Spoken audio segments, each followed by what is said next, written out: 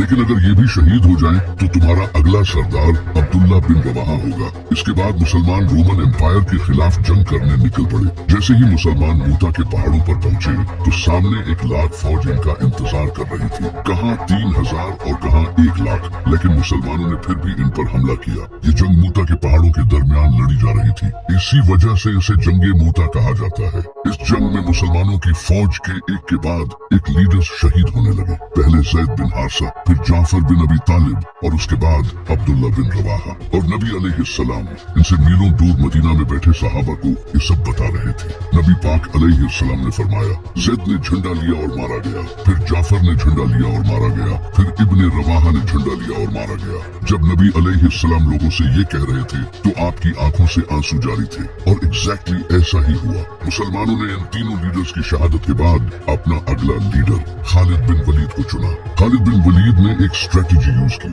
उन्होंने मुसलमान फौज को रीऑर्गेनाइज करके आहिस्ता से पीछे हटने को कहा, जिससे रोमन एम्पायर को लगा कि ये मुसलमानों का कोई ट्रैप है और वो जंग छोड़कर वापस चले गए। और इस तरह मुसलमान सेफली मदीना पहुंच गए। जंगे मूता के बाद कुरैश के एक साथी कबीले बनु बकर ने मुसलमानों के साथी कबीले बनु खुजा को कत्ल कर दिया, जिससे मुसलमानों और मक्का वालों के दरमियान होने वाली डील सुलह हुदैबिया टूट गई। इस माहदे में ये लिखा था कि मक्का वाले और मुसलमान 10 साल के लिए कोई जंग नहीं करेंगे, लेकिन इस कत्ल के बाद अब ये मुसलमानों के खिलाफ ऐलान जंग था। तो नबी अलैहिस्सलाम ने मक्का से जंग करने के लिए 10,000 का लश्कर सीक्रेटली तैयार करना शुरू कर दिया। लेकिन एक इंसान ने मक्का वालों को इसकी खबर देने के लिए एक औरत के हाथ खत भेजा, जिसकी अल्लाह ने नबी अलैहिस्सलाम को खबर दे दी। और नबी अलैहिस्सलाम ने इमाम अली अलैहिस्सलाम को भेजा।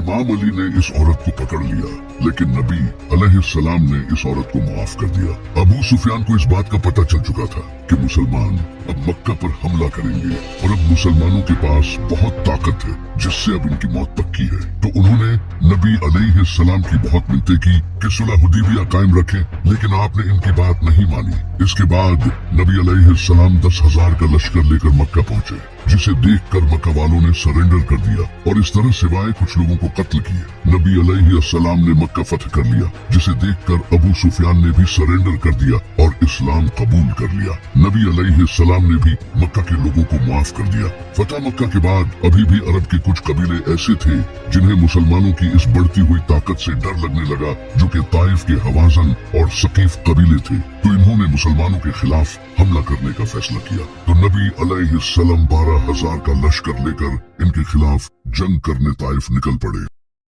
ताइफ में हुनैन नामी पहाड़ों के दरमियान मुसलमानों का सामना यहूदियों से हुआ। इसी वजह से इसे जंगे हुनैन कहा जाता है। इस जंग में कुछ मुसलमानों के मुंह से कुछ जुमले निकले। इन मुसलमानों ने कहा कि बद्र में हम सिर्फ 313 थे और आज हम 12,000 हैं, जिसके मुकाबले में काफिर तो हमसे बहुत कम है। ये जंग तो हम आराम से जीत जाएंगे। जैसे ही इनके पास ताकत आई तो ये अल्लाह को ही भूल गए। अल्लाह को इनका गुरूर पसंद नहीं आया।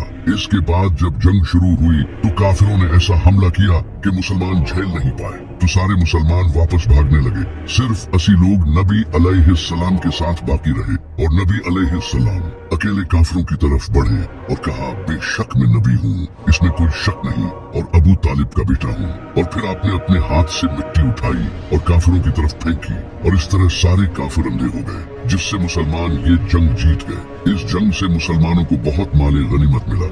जंगे मूता के बाद जब खालिद बिन वलीद रज़ी अल्लाह तआला अन्हा मुसलमानों को सेफली मदीना ले आए, तो इस बार नबी अलैहिस्सलाम ने रोमन एम्पायर के खिलाफ दोबारा जंग करने का फैसला किया। और कुरान में इस जंग से रिलेटेड साफ तौर पर फतवा आ गया था कि जो मुसलमान इस जंग में शामिल न हुआ वो मुनाफिक डिक्लेयर हो जाएगा। ये मुसलमानों पर अब तक की सबसे बड़ी आजमाइश थी, क्योंकि इस वक्त मदीना में खजूर की फसल तैयार हो चुकी थी और इसी वक्त मुसलमानों को जंग पर जाना था, जिससे इनकी फसल जाये हो जाती। और जंग भी उस वक्त की सबसे पावरफुल फौज रोमन एम्पायर से थी, जहां 1 लाख फौज इनके इंतजार में बैठी थी, जबकि मुसलमान सिर्फ 30,000 थे। और ये जो तबूक तक का सफर था, ये भी बहुत ही डिफिकल्ट सफर था। ये बहुत ही लंबा रास्ता था, जबकि कुछ मुसलमानों के पाँव में जूते भी नहीं थे। अब ये वो वक्त था जब नबी अलैहिस्सलाम के सच्चे सहाबा और मुनाफिकों का पता चलना था। इस जंग में न जाने के लिए कई लोगों ने बहाने किए और वो मदीना में ही रुक गए। तो नबी अलैहिस्सलाम ने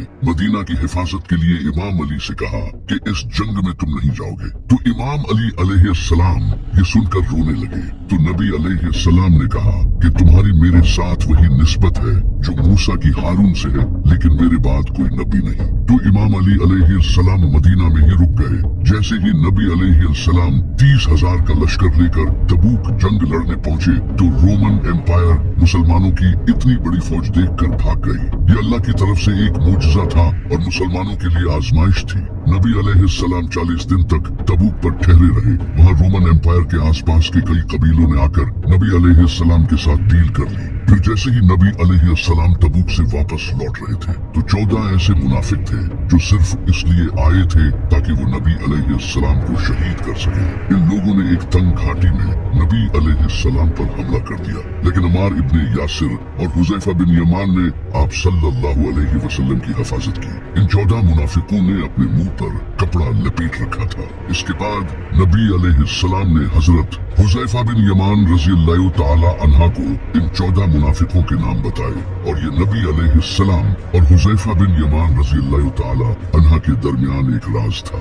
वही मदीना में मौजूद मुनाफिकों ने अपनी एक अलग मस्जिद बना ली क्योंकि उन्हें लगा कि नबी अलैहिस्सलाम अब जिंदा वापस नहीं लौटेंगे और हम इस्लाम के सरदार बन जाएंगे। लेकिन जैसे ही नबी अलैहिस्सलाम वापस आए आपने फौरन अल्लाह के कहने पर इस मस्जिद को तोड़ दिया। इस जंग के बाद अब इस्लाम एक ग्लोबल पावर बन चुका था, लेकिन ये नबी अलैहिस्सलाम की जिंदगी की आखिरी जंग थी। इसके बाद आप सल्लल्लाहु अलैहि वसल्लम वफात पा गए और यहीं से इस्लाम का सबसे कंट्रोवर्शियल पीरियड शुरू हुआ।